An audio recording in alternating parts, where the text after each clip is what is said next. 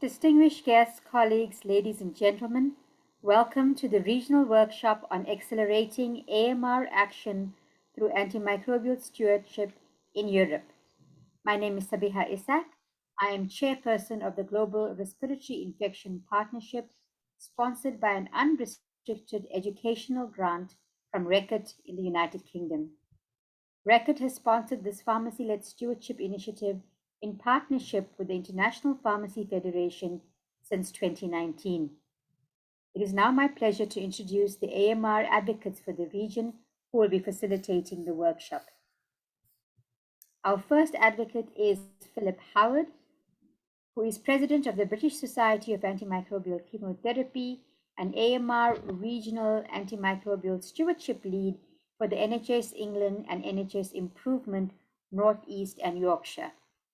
He is a member of the UK Department of Health Advisory Group on AMR and Healthcare-Associated Infections and spokesperson for the Royal Pharmaceutical Society on Antimicrobials, the Antibiotic Action, and British Society of Antimicrobial Chemotherapy Charities. Professor Howard is a fellow of the Royal Pharmaceutical Society, has won the GHP GSK UK CPA Clinical Leadership Award and the UK CPA Lifetime Achievement Award, as well as an OBE for his services to healthcare. Our next advocate is Elsa Lopez Pinto, who is Assistant Professor at University Miguel Hernandez of Elche, Alicante, in the southeast of Spain, member of the research group in global health, and researcher in the Biomedical Research Networking Center for Epidemiology and Public Health in Spain. Her research focuses on pharmaceutical care services, mainly in the field of adherence, but also in other interventions and evidence-based pharmaceutical care studies. Professor Pinto is a member of the Scientific Committee of the Spanish Society of Community Pharmacy and a member of the European Innovation Partnership of Active and Healthy Aging of the European Commission. Our final advocate is Katia Caneras, who is invited professor and coordinator at the Microbiology Laboratory of Environmental Health, University of Lisbon, Portugal. She holds an integrated master's in pharmaceutical sciences from the Faculty of Pharmacy at the University of Lisbon, a master's in clinical microbiology from the Faculty of Medicine, University of Lisbon, and a doctoral degree in health sciences and technologies with a specialty in microbiology. Dr. Caneras is an elected representative of the Infectious Diseases Working Committee of the Portuguese Society of Pneumology and currently serves as a member of International Pharmaceutical Federation Commission on Antimicrobial Resistance. Over to you, advocates.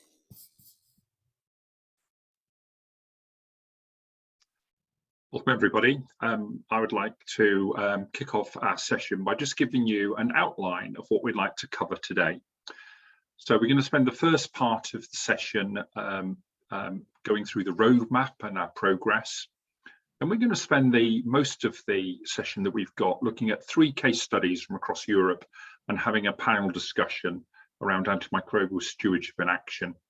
And then we're just going to close up at the end with some thank yous. Next slide, please. So these are our meeting objectives. So I want to highlight the leadership role of pharmacists in antimicrobial stewardship. We want to drive behaviour change and commitment to antimicrobial resistance initiatives through a 3-year AMR roadmap. And we wish to share learnings and best practice from across the region to inform future initiatives in the prevention of antimicrobial resistance. Next slide, please.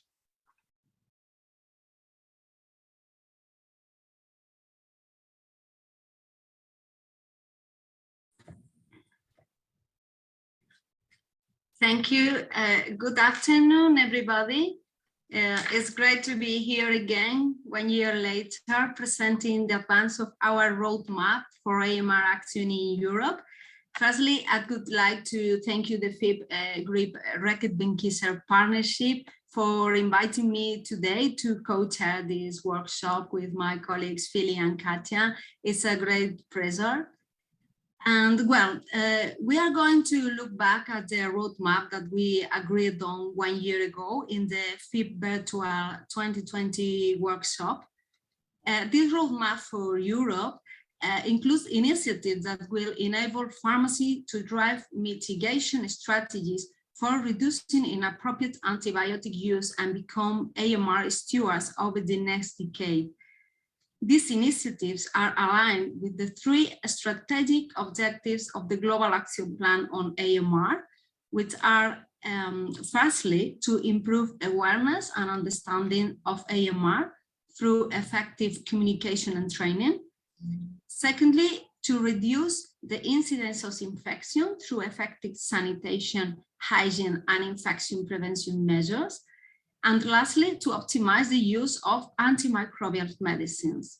We suggested 6 initiatives in total. You can see them here on the right, numbered A to F. They focus on 3 key action areas: education, policy, and public health, which represent the key drivers of behavior change according to the COMBI model: capability, opportunity, and motivation.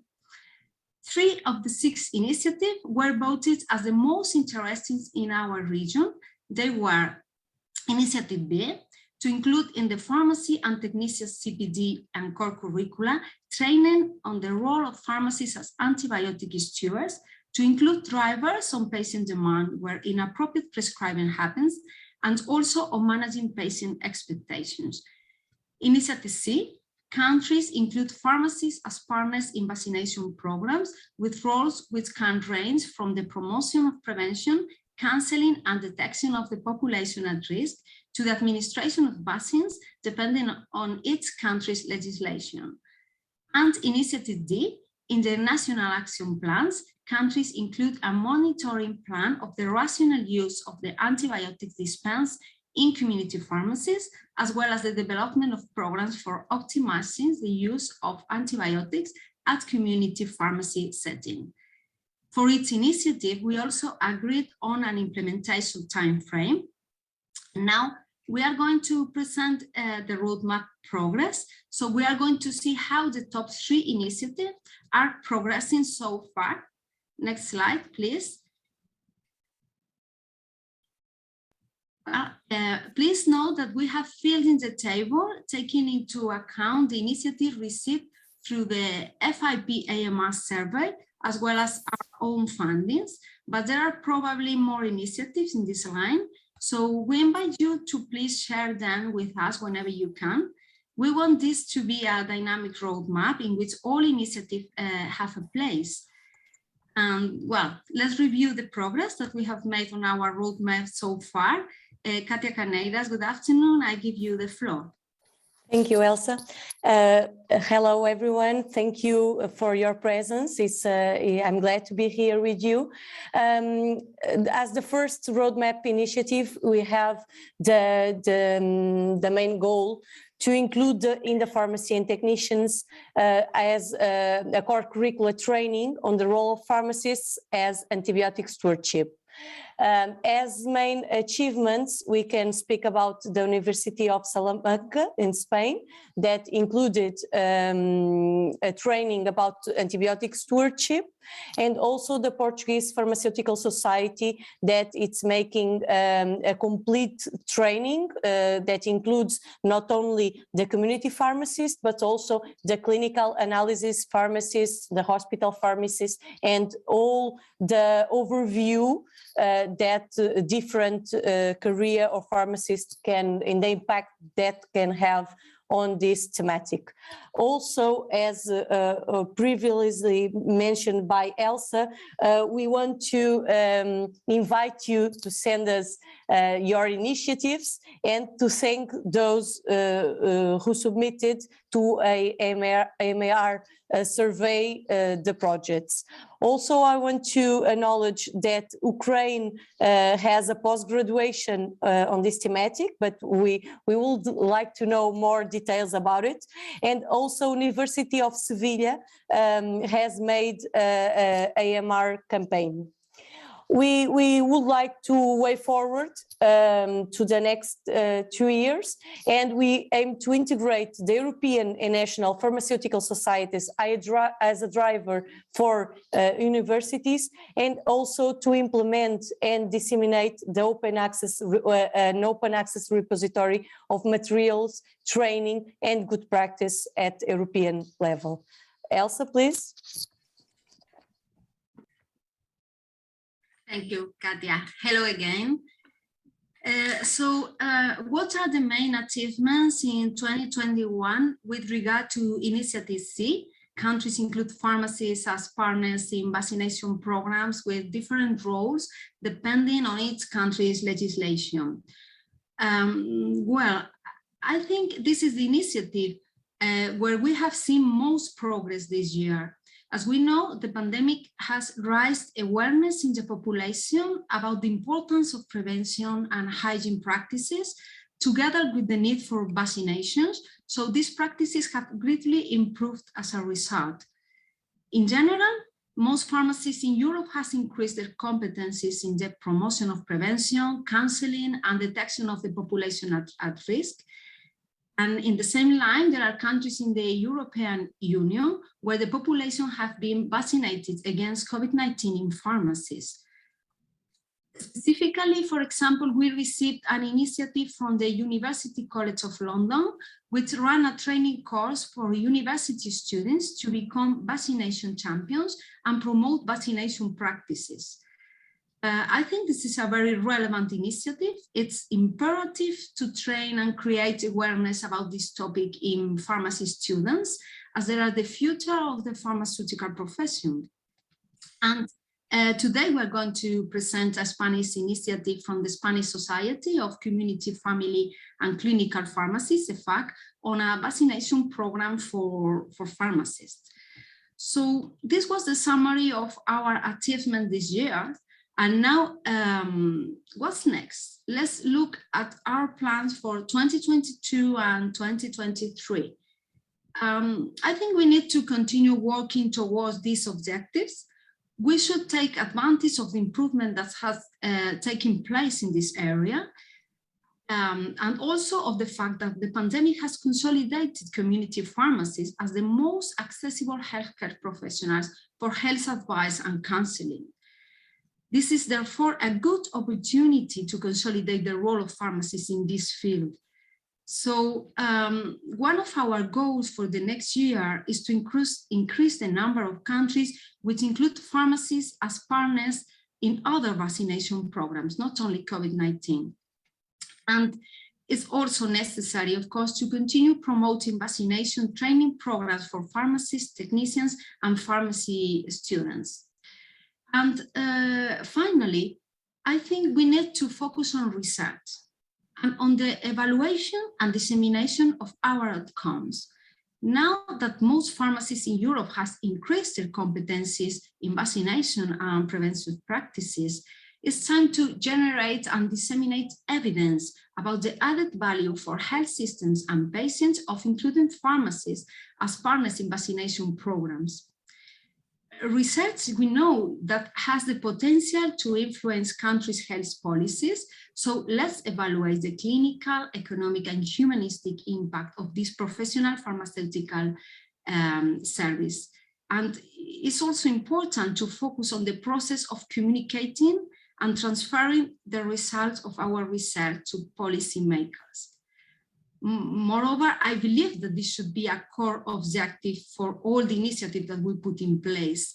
It's necessary to enhance quality research as well as the dissemination of research of results in the field of pharmaceutical care. In fact, evaluating impact and outcomes is precisely one of the FIP's development objectives for the new decade. Well, Philip, your turn to explain the third initiative. Thank you very much, Elsa. So our third initiative really built upon the antimicrobial resistant national action plans. And this was about having a monitoring plan about the rational use of antibiotics that were dispensed from community pharmacies, as well as actually developing programs for optimizing the use of antibiotics within a community setting. Now, we know that in most countries, probably 3/4 of antibiotics, maybe even more, are actually dispensed by community pharmacies. So this is a really important area. So what are our achievements in 2021? Well, one of the bits that has been a real focus by Public Health England, who've now changed their name to the UK Health Security Agency, whilst we've been during COVID, working with NHS England and NHS Improvement, has to try and come up with an antibiotic prescription checklist for community pharmacists. So every time a prescription will come into a community pharmacy for an antibiotic, there is a method for the community pharmacist to check that they're applying antimicrobial stewardship activities when dispensing and counselling about the prescription. And our way forward next year and the year after is we'll be sharing the tool and the results from the first year of collection, and we'll hear about this in a moment, for the paper checklist, and then translate it into other common languages across Europe for both the paper and the electronic checklist. So that's our roadmap progress and some of the initiatives that we want to focus on. Next slide, please.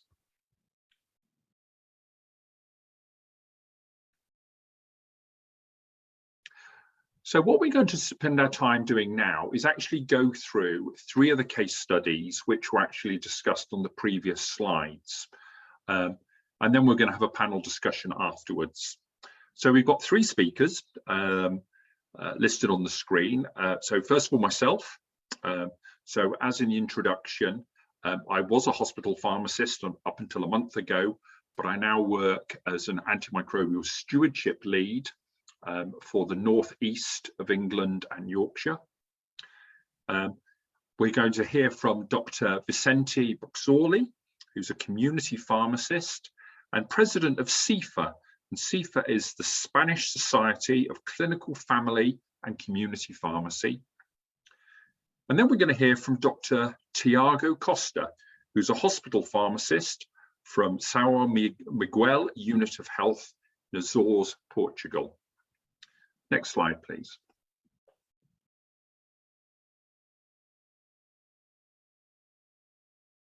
So I'm going to start for this one. So I would like to share with you an intervention to get community pharmacy more engaged in antimicrobial stewardship.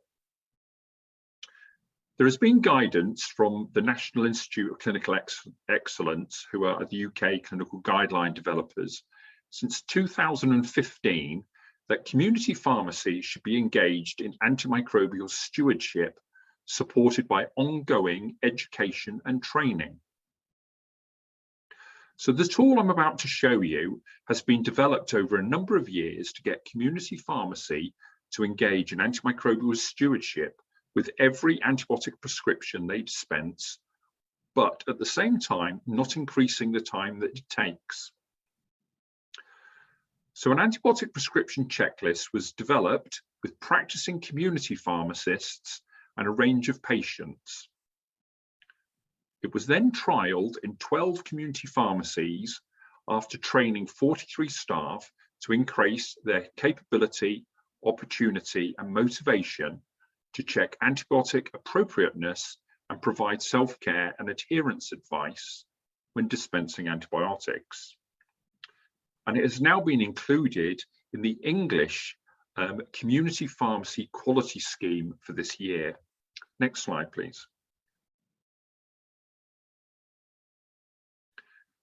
So last year, the Pharmacy Quality Scheme had some work in there about making sure that community pharmacy got together an antimicrobial stewardship plan and all their staff were trained. This year, it's around using the antibiotic prescription checklist. And over the next 2 slides, I will just show you the pictures on the checklist. So on the first slide, these are the elements of the checklist, which is initially completed by the patient who identifies the reason for their antibiotic prescription, so what type of infection they've got, any allergies, any problems with kidney or liver function, whether they're pregnant or breastfeeding, but also whether they've actually had their influenza vaccine or COVID vaccine this year. And it was also important to identify possible resistance by asking them if they've had antibiotics in the last 3 months. And then patients have the opportunity to identify any gaps in their knowledge about taking antibiotics, which is on the right-hand side. Next slide, please.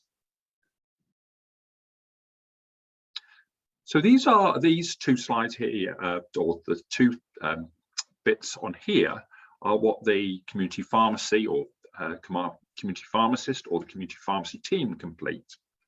And so the pharmacist on dispensing records they have checked the antibiotic is an appropriate choice, the dose and duration, especially if they've received the same antibiotic previously within the last 3 months. The pharmacy staff tick to say they've answered the patient's knowledge deficits and supplied them with an appropriate information leaflet for their infection, and that they have discussed influenza and COVID vaccination with them. Next slide, please.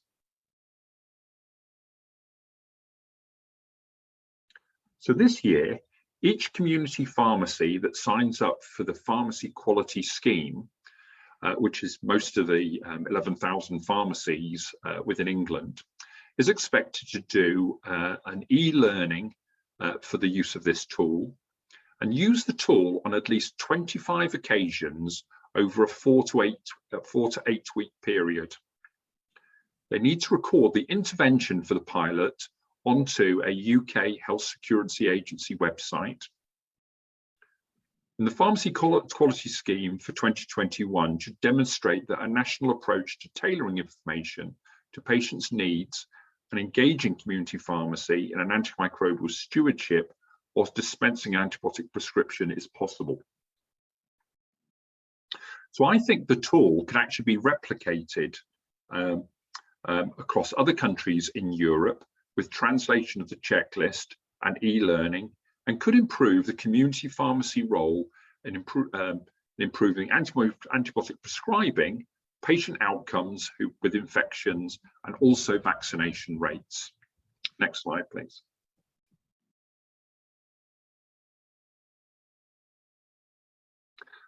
So we're going to hand over to our next speaker, who's going to be Dr. Vincenzi Buxorley, who's going to talk about his intervention. Dr. Buxorley.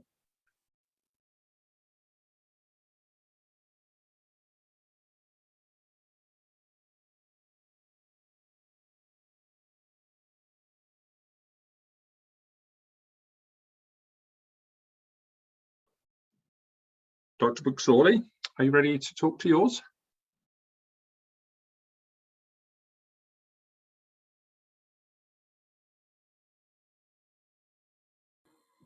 Perhaps we can move to the next presenter and come back to... Okay. Could we move on to the next slide, please? And maybe Dr. Tiago Costa could talk to his intervention. Sí, voy ya, ¿no? Ah, here we go. Here's Dr. Buxorley. Previous slide, please. Yes. Hello. Good afternoon from Spain. First of all, I would like to thank FIP and Global Respiratory Infection Partnerships. Sorry? Yes, we can hear you. Sí.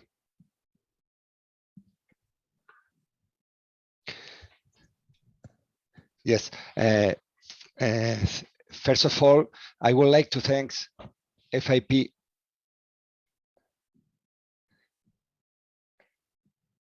and Global Respiratory Infection Partnerships supported by Reckitt, for the invitation to this webinar and the possibility of sharing the initiative that we have carried out from the Spanish Society of Clinical Pharmacy and Community Pharmacy on vaccination, CPD, and a Spanish repository of trained pharmacists.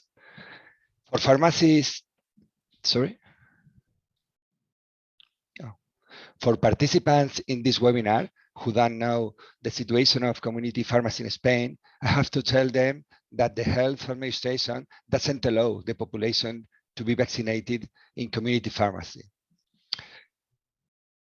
And with the appearance of the COVID vaccines, as a fact, we saw the opportunity to offer the help of the community pharmacists to the health authorities to vaccinate. Why? Because in December 2020, the Spanish government set the objective of reaching a minimum vaccination coverage of 70% of the population before the summer. The aim of this initiative was to enable community pharmacists to train and collaborate in vaccinating the population against COVID. The method used was to create a COVID vaccination course and the creation of a voluntary register of community pharmacists willing to vaccinate strategically outside pharmacies in those places where the health authorities require it. To this end, we undertook the following actions. First, creating a continuing education course for pharmacists accredited by the commissions for continuing education in the health professions.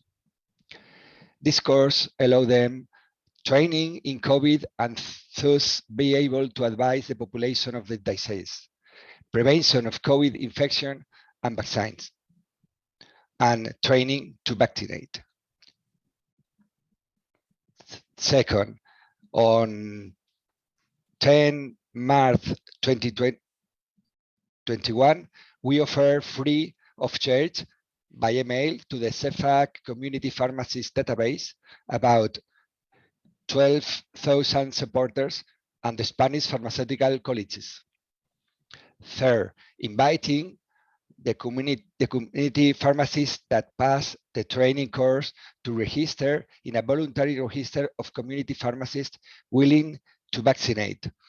On 13 June 2021, the course was closed with 1,700 participants, 1,100 of whom completed the course and 1,000 were registered in the repository of community pharmacists willing to vaccinate.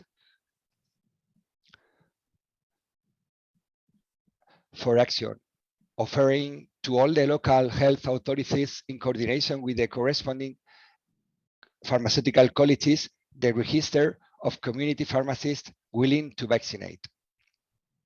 And the 5th action, informing the media of this initiative through a press release to the media on 17 July.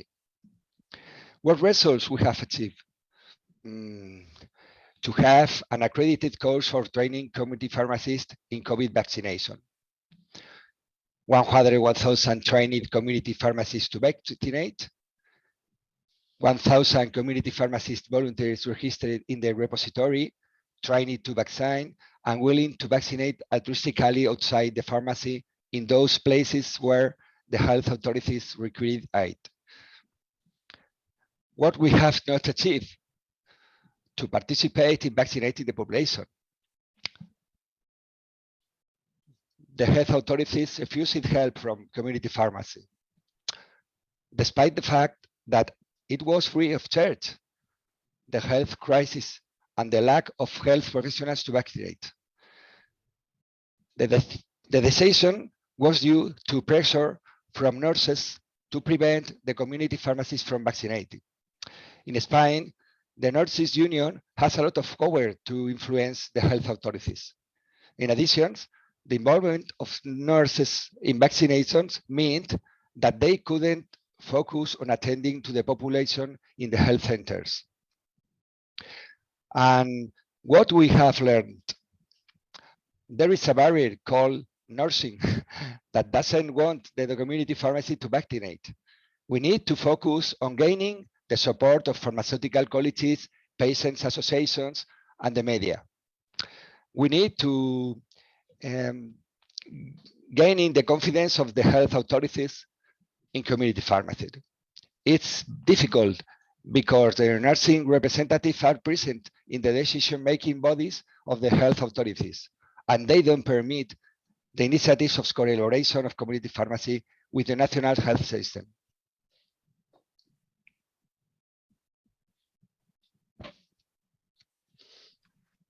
Thank you very much for that intervention presentation.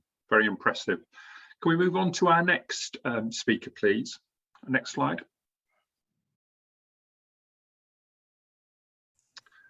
So our next speaker is Dr. Tiago Costa, and he's going to tell us about his intervention.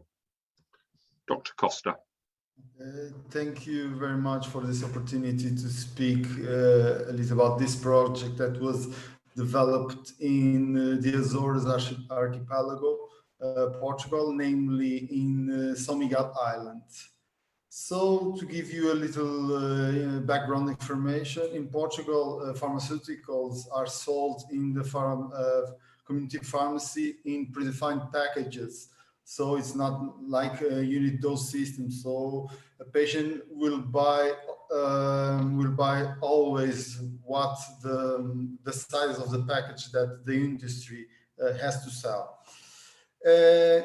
In this way, the local hospital, local hospital, the only one in the island, opened a public sales unit with the unit dose dispensing system to sell pharmaceuticals, not only antibiotics, to in-house patients who have been discharged, and also patients that came from the emergency room.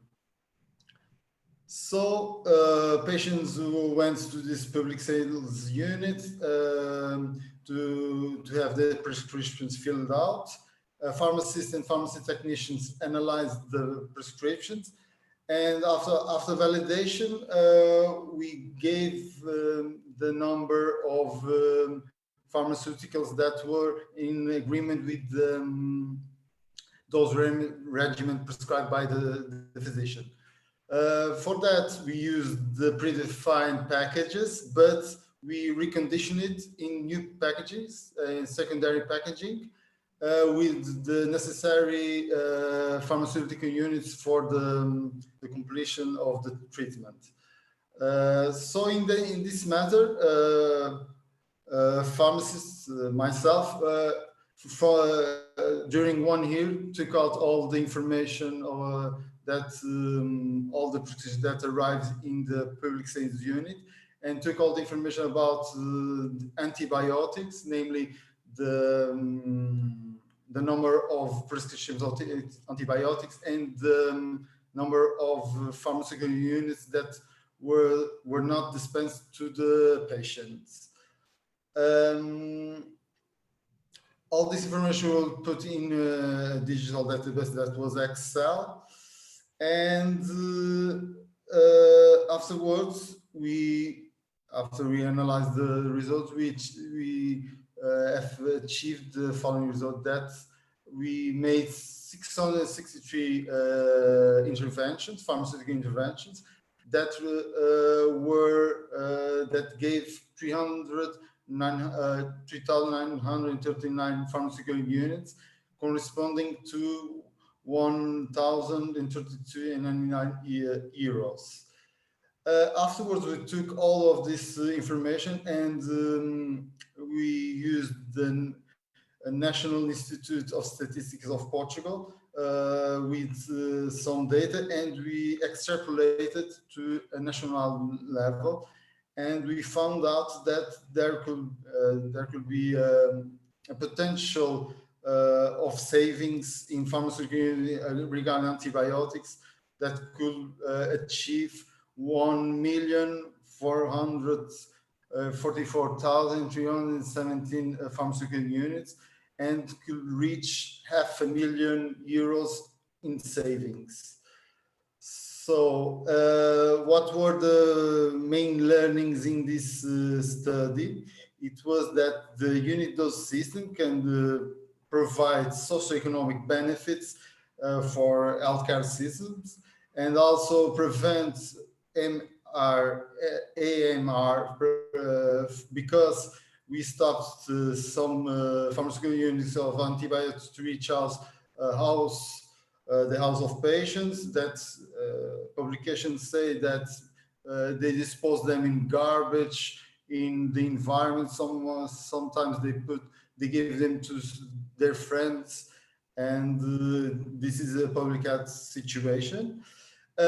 Also, this taught us that package sizes made by the industry need to be assessed to comply with the dose regimen prescribed by physicians, because we saw that namely in the urinary anti-infectives and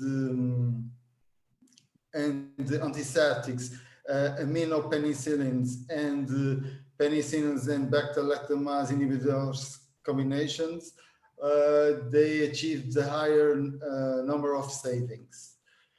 Afterwards, I think governments, and my colleagues think that governments should implement specific rules and legislation in the antibiotic dispensing circuit in pharmacies, in community pharmacies.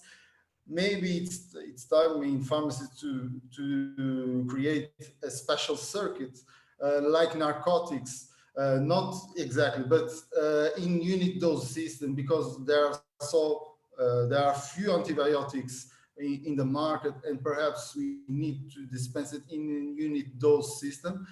And in hospitals, we can provide to in-house patients who were discharged with the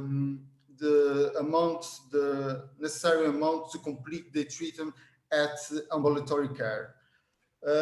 Finally, I would like to say this study is published also in scientific in a scientific article. So if you want to see more, the link is in the end.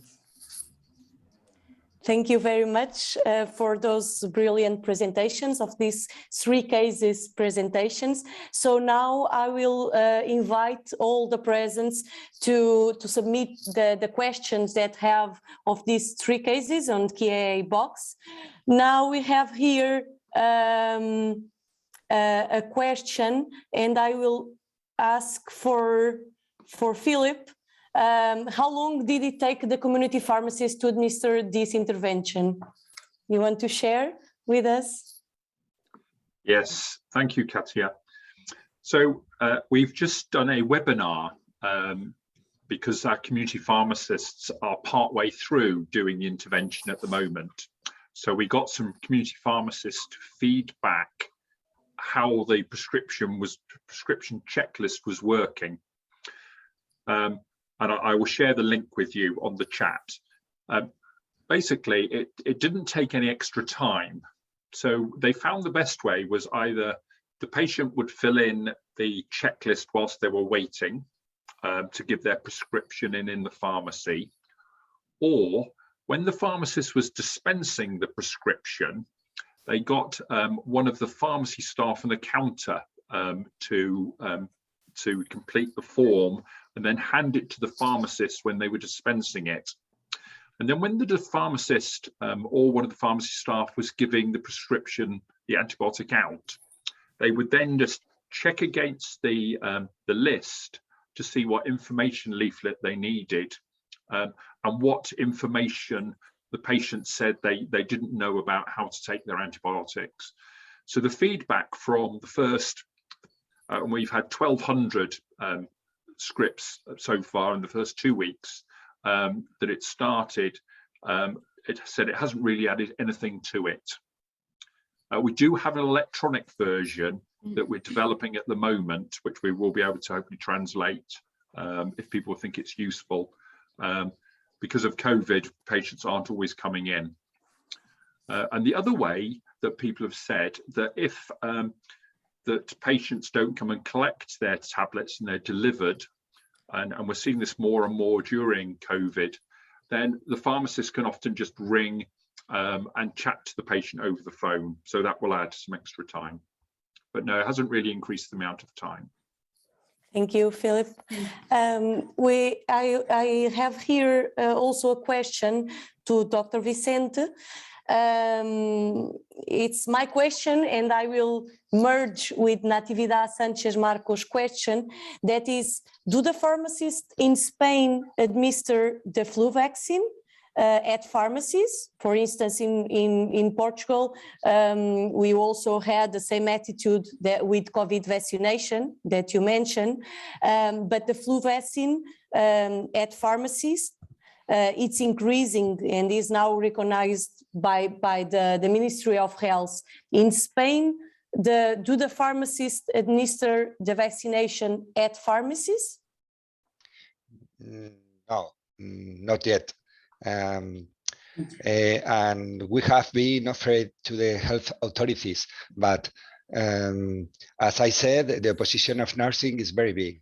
That is why we are going to replicate this initiative with the flu vaccination. This is the next step to continue increasing the number of community pharmacists trained in vaccination, to continue offering our help in successive waves of the COVID pandemic, and to replicate this initiative for flu vaccination. In the pharmacies, I think. The vaccines. In the pharmacies. Yes. Thank you very much. I don't know, Elsa, if you have any question to our invited? Yes. Well, congratulations to the three panelists. In my opinion, the three initiatives that have been presented today are very interesting and are a good example of the roadmap progress, and is aimed to enhance the pharmacy role as antibiotic guardians and as active agents in the prevention of infections. So congratulations. And I have a question to Tiago Costa. I like so much your project, especially for the economic evaluation that you has carried out. I think it's very interesting, this kind of results. So I wanted to ask you what the next steps in this initiative will be, in your opinion, and if you have considered transferring these results to the involved stakeholders, such as the pharmaceutical industry or the policymakers. Thank you. Well, thank you for your question. In fact, I have shared a little bit this work with several institutions because I think it's very interesting, and to make awareness about this problematic that people are getting a lot of leftover antibiotic leftovers at home, and articles say that they are using them in a subtherapeutic level. They are harming the environment by throwing them out.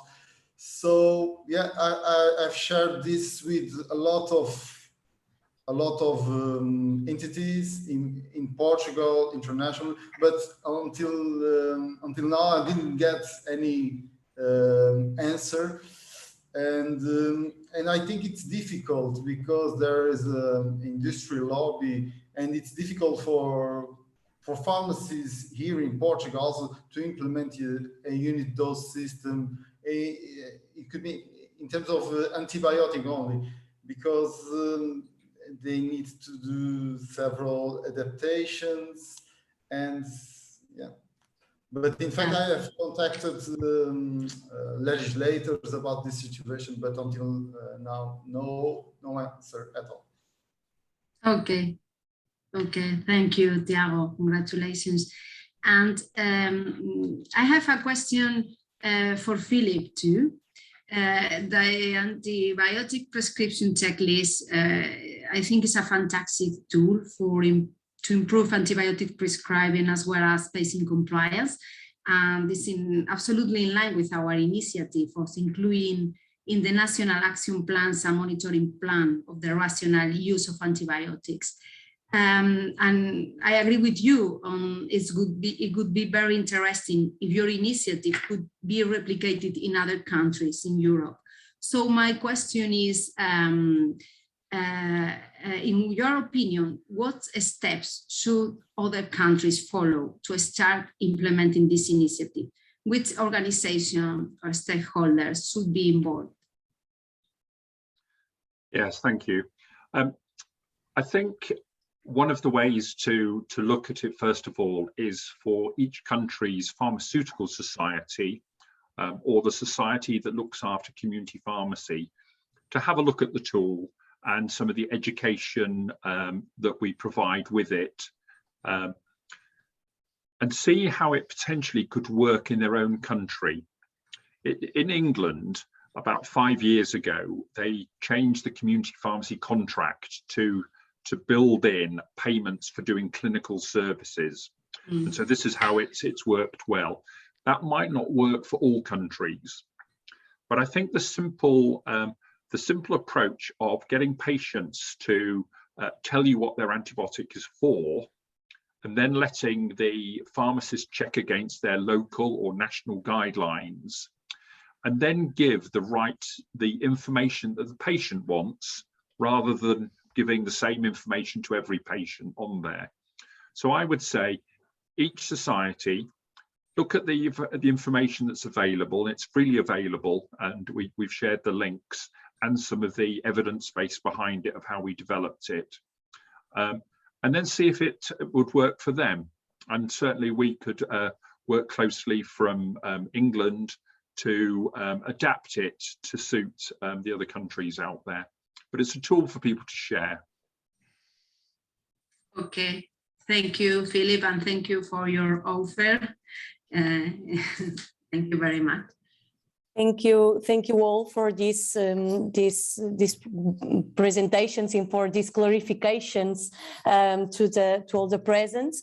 And now we'll need your help, because now we'll have a votation, a pool votation with 3 questions. And at the next slide, I think that we'll have here is to remind you which were the 3 cases studies presented: the UK antibiotic prescription checklist for community pharmacy, the vaccination CPD and Spanish repository of trained pharmacists in Spain, and the benefits of a unit dose system in oral antibiotics dispensing in Portugal. So the questions will be: which initiative are you most likely, you are already seeing this one, to implement in your country? So we invite all of you to answer, case 1, case 2, or case 3.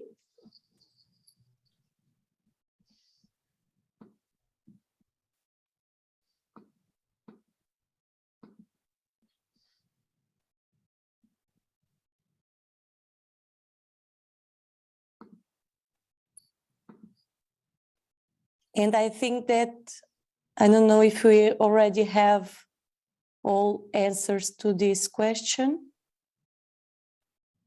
but please. So 50% of the participants have chosen the case study 1, the checklist for community pharmacy. Another question is, which initiative could be implemented the quickest in your country?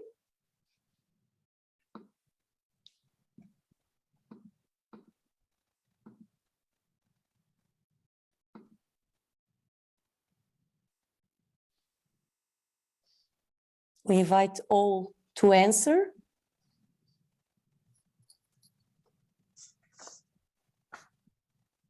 Well, we have the same. We have the same answer to the case study 1 and to the case study 2, with 45% of answers. And now the question is: which initiative do you think will have the biggest impact in your country?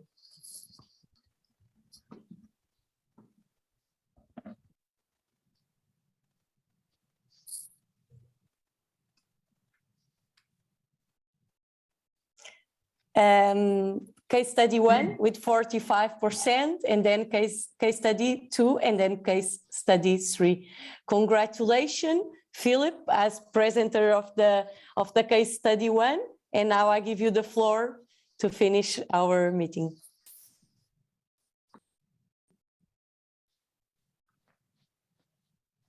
Okay, thank you very much, and thank you for voting for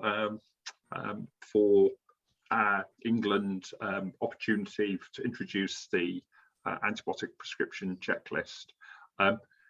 That will then be presented as the European initiative to take forward on Tuesday, November the 30th at 11 AM Central European time.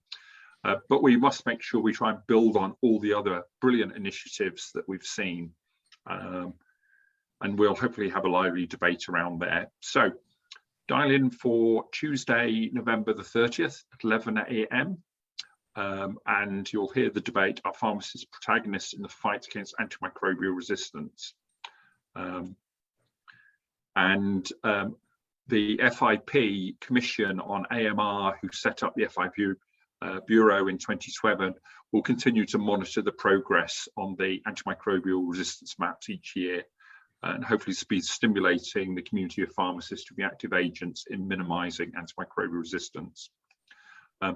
And the Bureau is composed of pharmacy experts from diverse fields such as community settings, hospital settings, academia, and from all 6 regions. So thank you to Reckitt, FIP, and GRIP for supporting this. Thank you ever so much for everybody who took part in today's session. And we look forward to hearing as many ideas as you've got of how we can actually take all the range of initiatives forward. So please get in contact with either FIP directly or any of your advocates, so the 3 of us, Katia, Elsia, or myself, and we'll be happy to take some of these things forward. And it's only by working together that we can really make a really big positive impact on antimicrobial resistance. So thank you ever so much to my fellow presenters, Katia and Elsa. Thank you ever so much to our presenters as well. Thank you. Many thanks for your attention. See you next year with lots of new initiatives.